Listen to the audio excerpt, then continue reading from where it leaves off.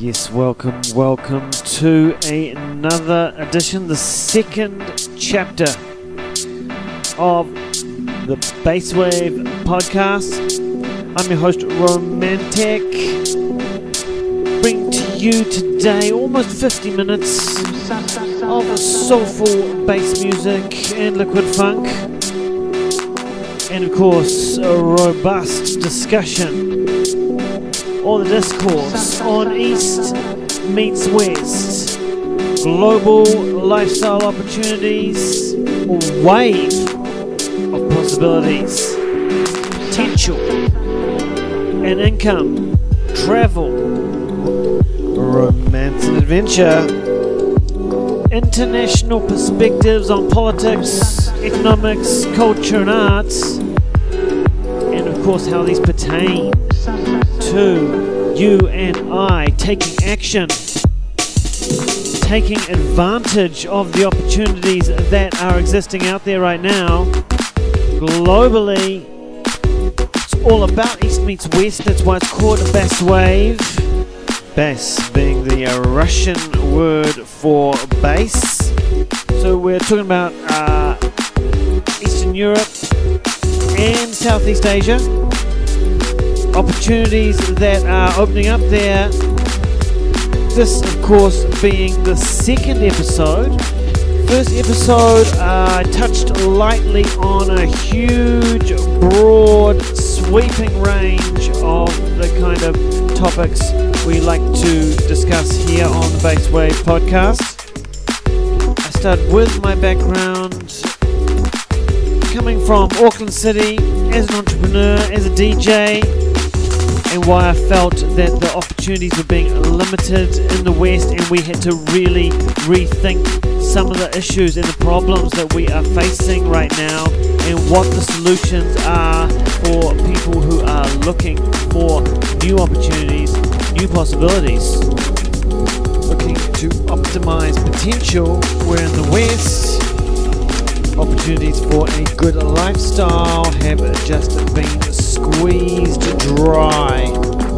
The rent is too damn high, the infrastructure is overburdened, earning a living is competitive and cutthroat, dating is toxic and unpleasant, and the environment's collapsing. Whose fault is it? It actually doesn't really matter. What it comes down to is, what are you going to do about it? The government are not going to fix it because the facts are most likely that they can't. There are no solutions that are coming from the top down. You have to take responsibility for your own lifestyle and make choices that are going to give you the life that you want. So much competition and complexity. You can wish that you were smarter and work harder, or you could be smarter and be somewhere else where it is just easier. Complexity, technology, globalization, these all present challenges. But in those challenges are opportunities. And that is what the 6acwave is all about. East meets West, where those opportunities are existing internationally that we can take advantage of. And this is not just about individualism and independence and self-reliance, but actually implementing personal lifestyle strategies that speak to sustainability and taking on the challenges that we all face as a collective facing the future of the world. The personal is political, and so it's all about the choices that you choose to make. And that's why this podcast is all about looking to optimize the opportunities that exist in the East and the West for a better lifestyle leading to a better world, a better future. This was all the sort of stuff that I was talking about in the last episode of the podcast, basically introducing in broad sweeps the kind of issues, the kind of foundation we're working off of why these kind of solutions and opportunities are becoming so necessary for people who are looking for a better lifestyle. It was very broad, and so that is why this time I'm taking a whole different approach, and rather than talking about concepts and ideas and touching on different perspectives very lightly, this time what I'm going to be doing is talking to you about my actual progress through my travels overseas. Talking about living cheaply, dating strategies, managing productivity and income, and just general lifestyle optimization so that you can become the best functioning, you can contribute effectively to the world that you want to be part of. My second extended trip, I spent over 5 months traveling, and what I discovered and the challenges that I faced, realizing things weren't quite as simple as I first realized, as you inevitably do. This should be really interesting because rather than floating around big concepts and ideas without going too deeply into specifics, what I can actually talk about is why I made the decisions I did, what I discovered, and what my whole experience was traveling to these different countries. So first up was Vietnam. I touched down in Hanoi in late April. I did find that it was cooler than Bangkok. Still very humid, not a lot of sunshine, very cloudy. Did get showers on most days, but the temperature was a bit lower and it was extremely cheap. I think Vietnam was probably the cheapest place I've visited yet. I had a really cheap little apartment, about $15 US a night, and also food was really cheap, but not everything was completely accessible. Just not the same options as Bangkok. At first, the craziness of the traffic will probably shock you a little bit, even if you have been to Bangkok. It is absolutely mad, but somehow it seems to have its own perverse logic. I did get used to how perilous the traffic seemed after a few days, but I really didn't get over how the streets were just so hard to navigate. It was like an obstacle course the whole way. There's either people sitting there having their lunch, or the pavement's all broken up, or there are scooters parked absolutely everywhere. You're constantly walking around scooters that are parked on the footpath that's all broken up, and nearly being hit by scooters that are buzzing past you. And Vietnam, of course, does have a serious pollution problem, not just the air pollution. I mean, some days the smog is really noticeable. The first day I arrived there, really bad. But also the use of plastics, like it really took me aback a little bit that how much plastic is being used in a country like Vietnam, which is a population of 90 million. And it really makes you realize how the scale of the problem of pollution and how much plastic is just being thrown out. I mean, I have to say there is something to be recognized there about the communist way of life in Vietnam, that nobody really seemed that invested in their environment, in their personal situation, in their community. It has to be said that there just didn't seem to be any sense of ownership, and so that's why you just get this kind of messed up situation where no one really seems to care. But I did find it extremely easy to get a date in Vietnam just using Tinder. There are always cultural issues to be navigated as a foreigner. You have to remember you are immersed in another culture, so you have to have your wits about you, because you are going to find yourself interacting with prostitutes who you weren't aware were working girls. You're going to have women asking you, are you married? And some girls are going to be hard to pin down, hard to actually get out on a date, even though they seem like they're keen. So there are a lot of situations to manage. You will meet plenty of Vietnamese girls who like foreign guys, but you do have to have some smarts about it. You need to get a bit of experience to recognize what you're dealing with. I met some nice girls there, But what I found was that a lot of girls are not very mature. Girls who act like little kids or petulant teenagers, and a bit of that. I remember the main girl I was dating, Rose, she told me that she deliberately started acting crazy to push away a guy that she liked. And I guess I did appreciate the honesty, but it was certainly something to reflect on. All the girls I dated had actually dated foreign guys before, so maybe there is a type. What's funny to me and is very nuanced, I feel, is that a lot of guys from the West complain about feminism. But once you get to some of these Eastern countries or to Eastern Europe, what you'll find is a whole different set of rules. And though there are good and bad aspects to that, you'll find that it's so different from the West that you do need a different approach, and you will find some surprising aspects that you need to sort of understand what you're dealing with. It is a different culture. Yes, it's more traditional, but that is not going to be that straightforward to deal with if you have grown up in the West and you're used to those cultural values.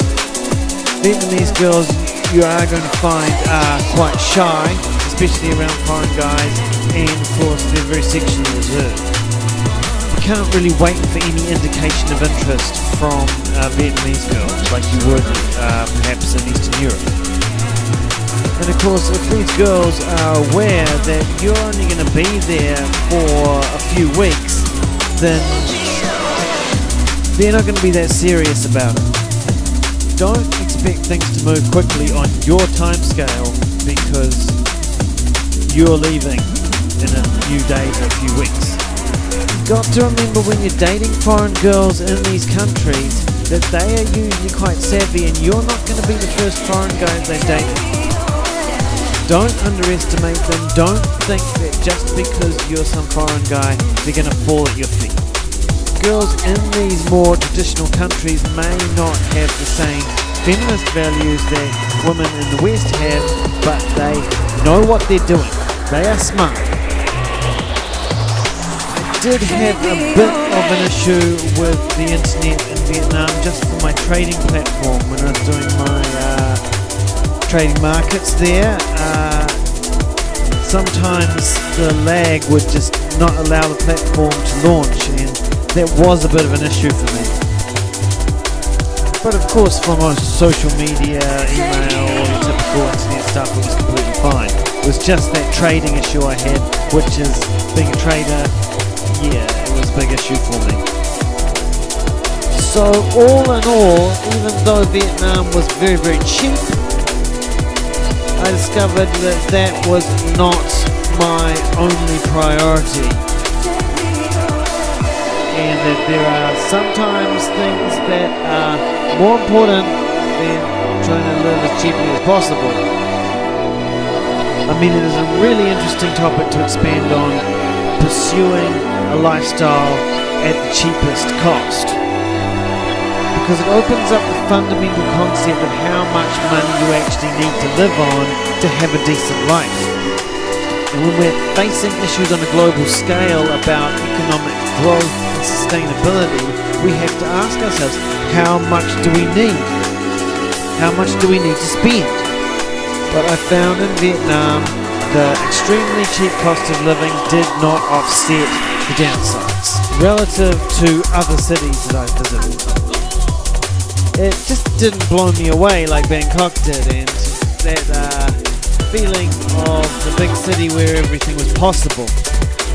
Big city urban vibe that Bangkok has.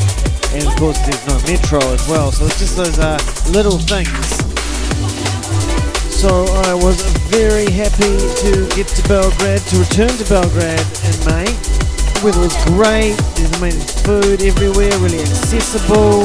You can just walk down the street and you are not stepping around and over all sorts of things and people and not fearing for your life with hordes of scooters buzzing this way and that. And even though Belgrade is a smaller city compared to some of the other European capitals, it's still got this awesome, gritty, urban vibe which I love. And it's may not have all the palaces and all that sort of thing, but it doesn't have the tourists either. That's what I really love about it. You get a great authentic experience in Belgrade, and of course it is really cheap.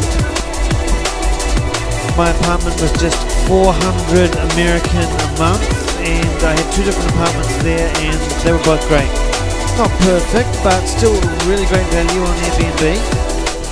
And Belgrade is one of those cities that's just really great to take the time to explore.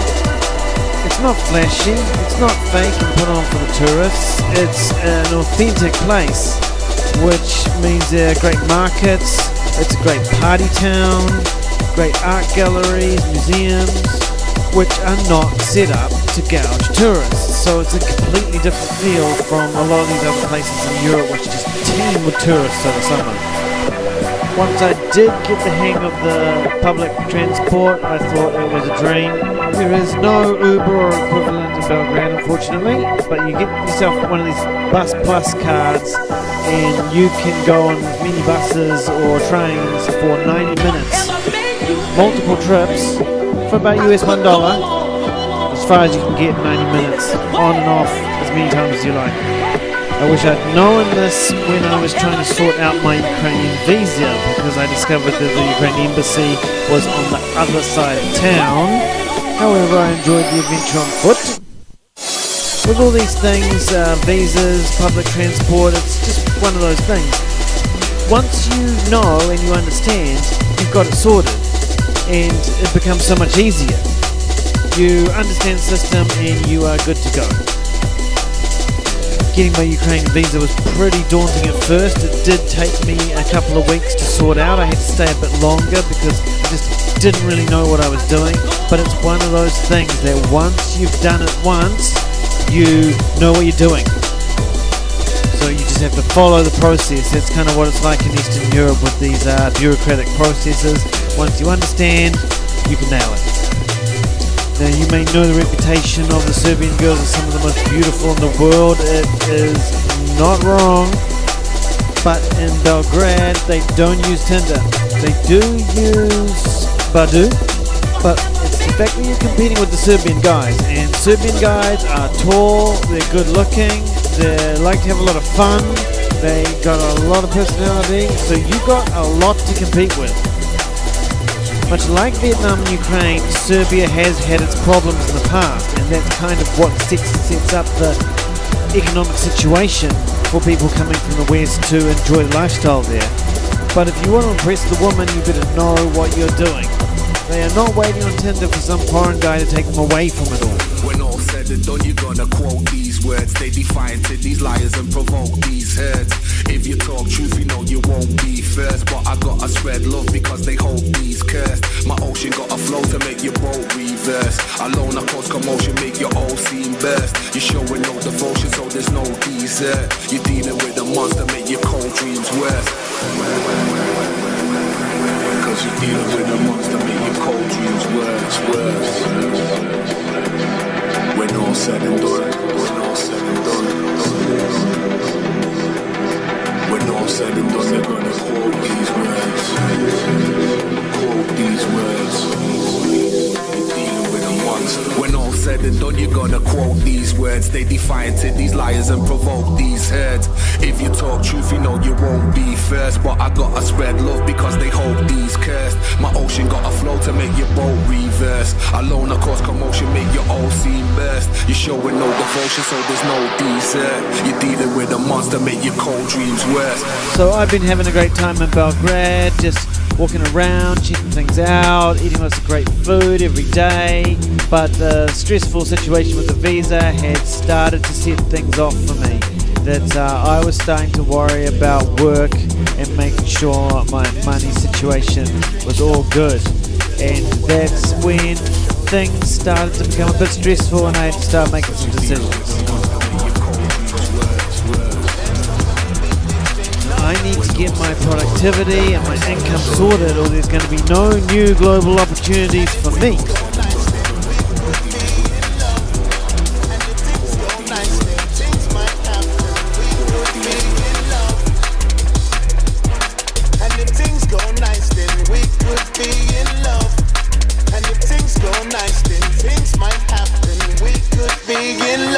Rude boy, you look like a smoker.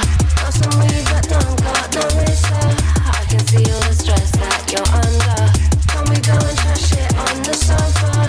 Rude boy, you seem like a joker. Can I bother you for a lighter? Is it alright if I ask for your number? I don't mind if you come a bit closer.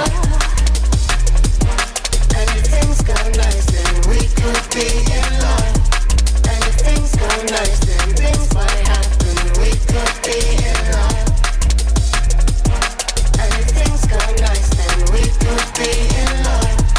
And if things go nice, then things might happen. We could be in love. Let's see if we can inspire an emotion. That's how people can decide to survive. So I'm living well, I'm living cheap, I'm eating great food, I'm working out, but I'm sitting there going, I really want to get on top of my income, I want to be able to make some money, I want to be able to have a good life here. I'm not really connecting with the girls, but I'm having a great time. It's just my money's not right. I'm not getting into good routines in my content. I'm trying to stay creative, but of course this is very distracting when you're on the road and it's to stay productive. Time for other people, just the ordinary guy mystically. Time for other people, just the ordinary guy mystically. Both in my work and in my creativity, and meet some girls and see the city and live well, but it's hard to manage all those things and those pressures were really starting to build up. I mean, you know that in these other countries these opportunities are there, these global lifestyle opportunities to have a nice lifestyle, live cheaply, meet girls, have a great time, great weather, but you've got to pay for it. It's got to be sustainable.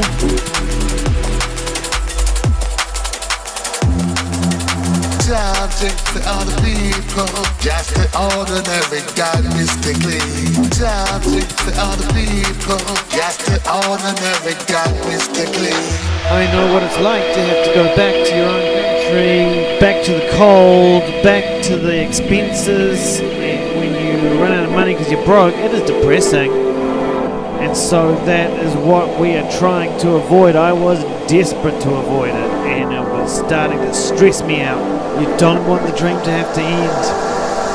Time for other people. But I had my visa for Ukraine, and I was excited to get to Kiev, the big city. Time for other people, just the ordinary guy mystically. Time for other people, just the ordinary guy mystically. I was excited to be living in Kiev, meeting lots of lovely Ukrainian girls, and I'd already started using some of the free dating sites, such as F-Dating, which of course are full of scammers, and I had met a beautiful girl who I'd been chatting away with for a couple of months at that point. You see, I actually thought that she was for real because I told her straight off the bat, look, I'm not sending you money.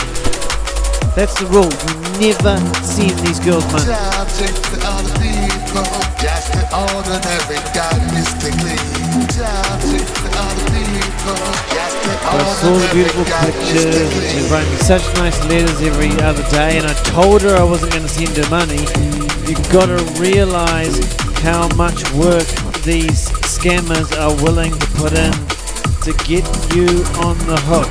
Let me tell you right now, there are no beautiful girls in Ukraine who do not have a phone wanting to send love letters to some rich foreign guy they've never met. It's too good to be true. They're so beautiful and they're sending you pictures all the time telling you how much they love you. Yeah, it's a scam. They're asking for money, it's a scam. I was scammed also in Odessa last year when you think you're going to dinner with a beautiful girl and everything's fine until you get the bill and it's $200, which is not what food costs in Odessa. It costs, a meal in Odessa is $20-30 tops. See, the restaurant offers a backhand to the girls to bring stupid foreign guys in, and then they smack them with a massive bill. they are not all scammers on the sites. There's a lot of different scams running, and just a lot of girls who basically just want to get whatever they can out of stupid foreign guys. I mean, you've got to realize that Ukraine girls are pros when it comes to this stuff. And it's like this, basically. If you can't meet them straight away, you're going to find problems. I mean, a lot of these girls know what they're doing, and they'll ask you straight up, when are you coming to Ukraine? Can you? And if you are not able to meet them with them quickly, then basically you are wasting your time. How are you going to know they're not a scammer? How are you going to know that they're legit? How are you going to know that you are not wasting your time? There's only one way, and that is to make sure that you are going to meet them soon. I mean, you might find yourself chatting away to a lot of girls online, but the vibe fizzles out if you're not able to progress it forward. So if you're not going to actually be in Ukraine within a week or two, it's not worth doing, because you don't really know what's going on. So my situation was between the Belgrade girls who weren't so interested in me and these Ukraine girls who were already starting to give me the runaround. Well, I was already starting to get pretty burnt out, and I hadn't even got to Ukraine yet.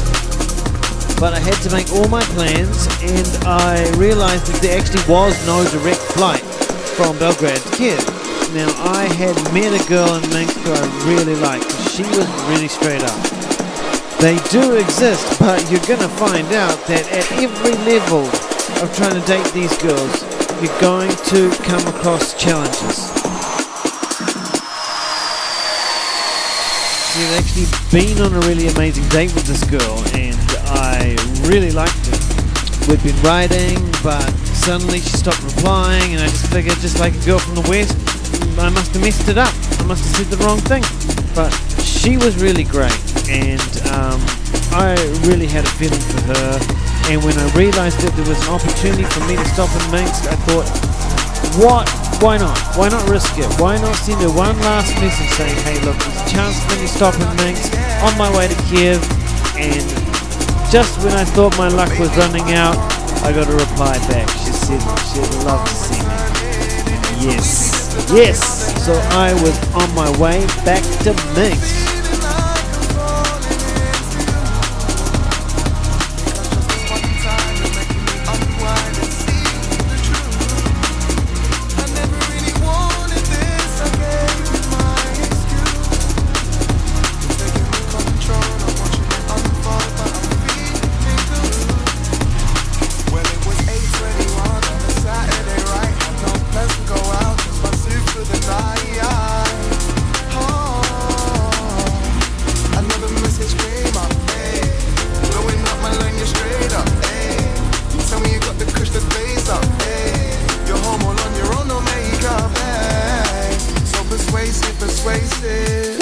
Your techniques are creative, even when I'm trying to be evasive. Cause confidence, girl, yeah, you got it in droves. And I'm back in the whip with just my socks on my toes, cause I can't wait. Yeah, I can't wait. When I'm feeling like I'm falling into you, because just this one time you're making me unwind and see the truth. I never really wanted this, I gave you my excuse. You're taking the control, I'm watching it unfold, but I'm feeling good. It took me a day or two to triangulate all my flights to get there. I ended up actually spending the night in the Oslo airport in order to get a cheap flight to Lithuania, to Vilnius. When I'm feeling like I'm falling into you, because just this one time you're making me unwind and see the truth. I never really wanted this, I gave you my excuse. You're taking the control, I'm watching it unfold, but I'm feeling good. I pull up and we ride, even though we know it's the worst thing that we could do. We've been lost for a while. time, it's like we're pushed to abandoning sense and balancing friends. How can you just call this love? Girl, you set precedence and it's self-evident. We're spectating the scoring of one more game. One more game. I'm feeling like I'm falling into you, because just this one time you're making me unwind and see the truth.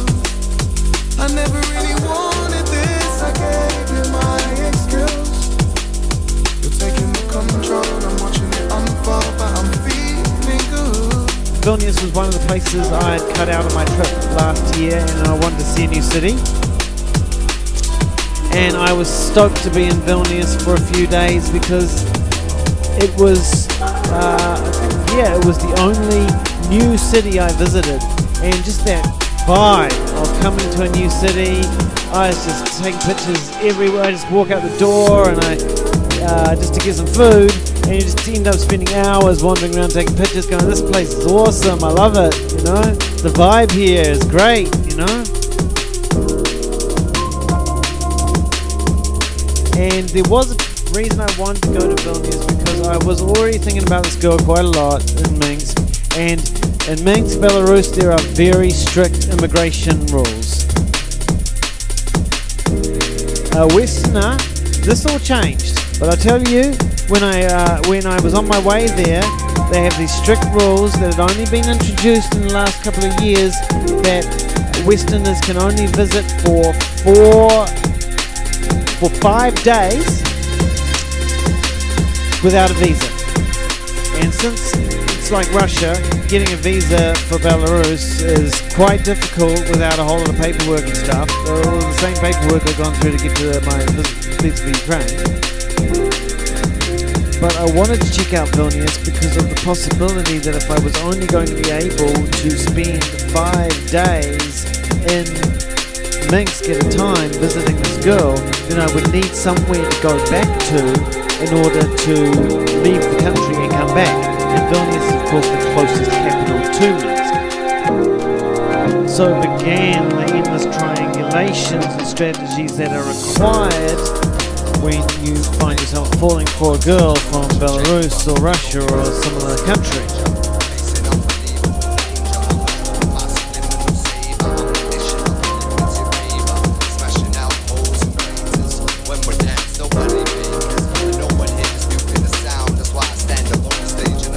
So what can I say? Even though she hadn't returned my messages for months, I turn up there. We had 2 amazing dates and they were really awesome. I told her that I would come back to see her in August, since I had already booked my accommodation in Ukraine for a month, and I couldn't leave my apartment empty just to go back between Vilnius and Minsk. It cost me a fortune.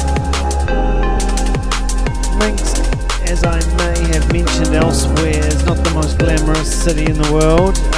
It's a little bit run down in places. It's not really used to receiving foreigners, because this is all new. Remember, it's only opened up to this free visa for 5 days in the last 2 years. So after spending 5 days and 5 nights in Minsk, I left for Kiev, and then I got pulled up at the airport and whacked with a $200 fine for overstaying. You see, staying in Belarus for 5 days means only 4 nights, not 5 nights. And so there was a big old fine for me. And not only that, when I got to Ukraine, they pulled me up again for overstaying as well, because I overstayed by an hour because my flight left at 1 a.m. So in the typical Ukrainian style, I was forced to wait there outside the office for 4 hours while they made up their minds and did the paperwork over whether they were going to let me in for overstaying by an hour last year.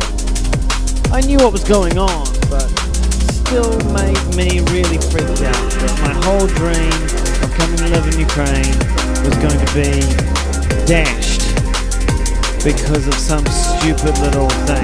You've got to realize that in a place like Ukraine, they're not going to just be lenient because it was a harmless mistake. That's just not the way their systems and bureaucracy work there. So I was overjoyed to be back in Kiev with an apartment booked for a month until I went back to Minsk to visit my sweetie there.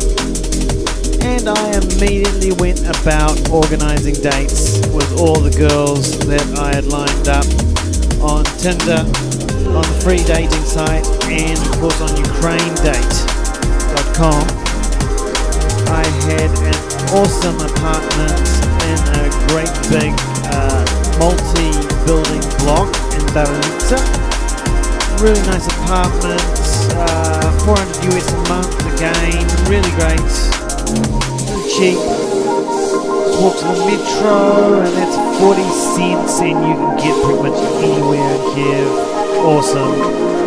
It's not the greatest neighborhood, but because I was in this apartment building complex with about a dozen 25-story apartment blocks, it was a really nice little walled off cluster with cafes and such. So at first I had dates lined up pretty much every single day. Even some days I'd have 2 dates. And how very, very quickly I became so fatigued. Of course, Ukraine is notorious for girls who are on the make, girls who are pulling some kind of scam, and so you've got to be so smart spotting those girls who are just out for your money, basically, or a free lunch, or pulling some scam. Because you're always going to come across them, especially in Kiev. This was when I'd already made a connection with this girl in Minsk who I'd met last year and had another 2 great dates with, and I was really feeling for her.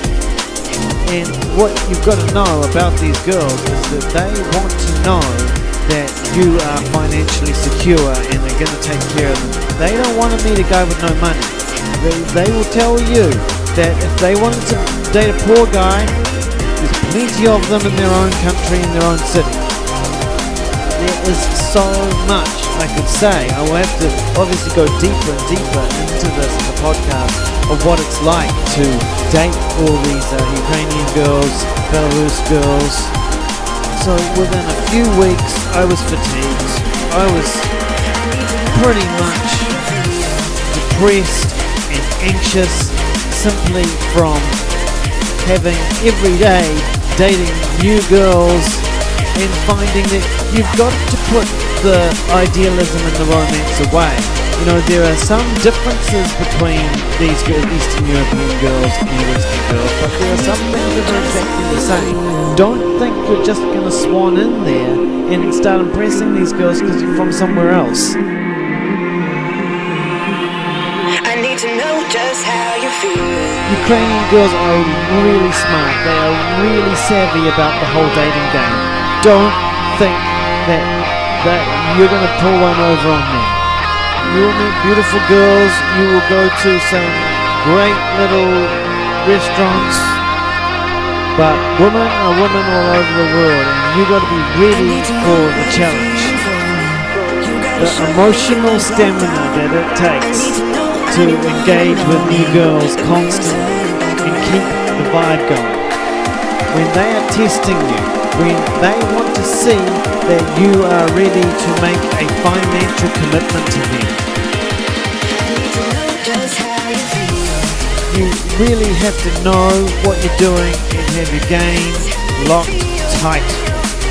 After a month, I was just happy to head back to Minsk to see the girl that I really liked. The games that I had been playing with these Ukrainian girls had exhausted me, and I'd become increasingly concerned about how I was going to manage my finances in a way that I could continue to keep dating all these girls and living a good Kiev life. I couldn't afford to just stay in Ukraine, Belarus, Vilnius week after week, month after month, dating all these girls, flying around like crazy. I needed to get a plan And I was, as I said, so fatigued, so exhausted emotionally by the amount of girls I was going through that I didn't know what was going on. I just wanted to see my sweetie and Minx, who I really cared about. That is when I caught a break. Because the immigration rules in Ukraine and Belarus are changing very, very quickly. The 15-day stay in Ukraine for Australians and New Zealanders has now been extended to a 30-day visa that you can apply for by electronic means. You can just do that online. And now in Belarus they also have a 30-day free visa. So I had been fined $200 under the old regime only mere weeks before the whole thing changed. Not to worry, I would not need to be flying back and forth between Vilnius and Minsk every 4 or 5 days. However, I'd already paid for my accommodation and flights, so I was taking another hit to the wallet. These girls were forcing me to become a master of strategy and plan every movement meticulously. But things really started to take off with my sweetie and Minx. You know, after going through dating all those Ukraine girls, I just felt like I was a little bit tired of it, and I had found a girl that I liked. I was really, I've been into her for over a year, and I decided, well, now's the time for me to settle on the one girl. And before leaving Minsk, we planned to have her come to visit, stay with me in Kiev. So when I got back to Kiev, I didn't actually end up following up with any of the girls I'd been dating before. I just wanted to stick with the one girl, and had already gone into full strategy mode of how I was going to manage my situation to push things forward with this girl. Now, I wanted to bring her to Kiev to show her that I was serious about her and that I was willing to put my money on the line to do things for her, to make her feel as if, she was a special girl to me. But it was not helping my money anxieties, trying to work out how I was going to pay to keep this relationship moving forward. And I kept on trying to convince her to come to Thailand and to come back to New Zealand just to see what it was like. So when my visa for Ukraine ran out in September, I headed back to Belarus, back to Minsk one last time, to see her one last time. And suddenly I got smart. It was too soon, and I was pushing things too fast. I was wanting to make things happen, and the timing was not right.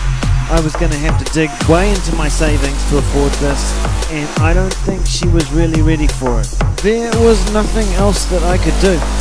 I had to go back to New Zealand and work out how the hell I was going to manage my money to make it through to another summer in Eastern Europe, and hope that when I got back she would still be waiting for me. A big risk and a hard thing to do when I felt like I was already really into this girl. So at the end of September, I left Europe, headed back to Bangkok for only a week. I had business to do back home. I wasn't going to mess around. Dating these Ukrainian girls had completely exhausted me, and I'd found a girl that I'd been into for over a year since the first time I met her, that I really liked, and I was ready to start stepping things up with her. But if you want to date one of these girls, if you do find yourself one of these gorgeous good girls in former USSR, then you're going to have to bring a pretty tight money game. You're going to have to be able to manage your ability to take things at her pace. Just a few weeks is probably not going to be enough time to make her really make an emotional commitment to you. So I was on my way back to New Zealand to try and get my money right and come back and do it all again next year, hoping she was still going to be there. And so that is my story of my trip to Southeast Asia and Eastern Europe in 2018. Lifestyle, romance, cheap living, and adventure. The global lifestyle opportunities are certainly there for you, but you need to know how to deal with these girls, find the good girls, and have your money game right. If you think you're just going to walk in there and pull it all off, I hope my story has been a message for you. Yes, the lifestyle is there, the cheap living is there, the beautiful women are there, but you have got to be ready for the challenge. And that is what the Bass Wave is all about. We got to manage our strategies. We got to manage strategies for our money. We got to manage strategies for our travel and our lifestyle. We got to manage strategies for these girls because they will push you over the edge. So episode 1, podcast 1, we did the broad intellectual concepts, and in this one we did the specifics, the stories of the adventures that are available to you in these parts of the world, global lifestyle opportunities. And so we can only build and expand on these concepts, on these strategies, so that we can nail it.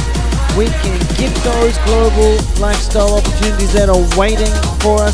International lifestyle rewards, global hustle, income, travel, adventure, and romance. That's what we're looking for out there. I know it's there. I know you want it, because I want it too, baby. I cannot get enough. So until next time, that is the Bass Wave podcast. I'm your host, DJ Romantic. Thank you for listening along, and we're going to build on it. We're going to link and build next time, fam, on the Bass Wave. Yes.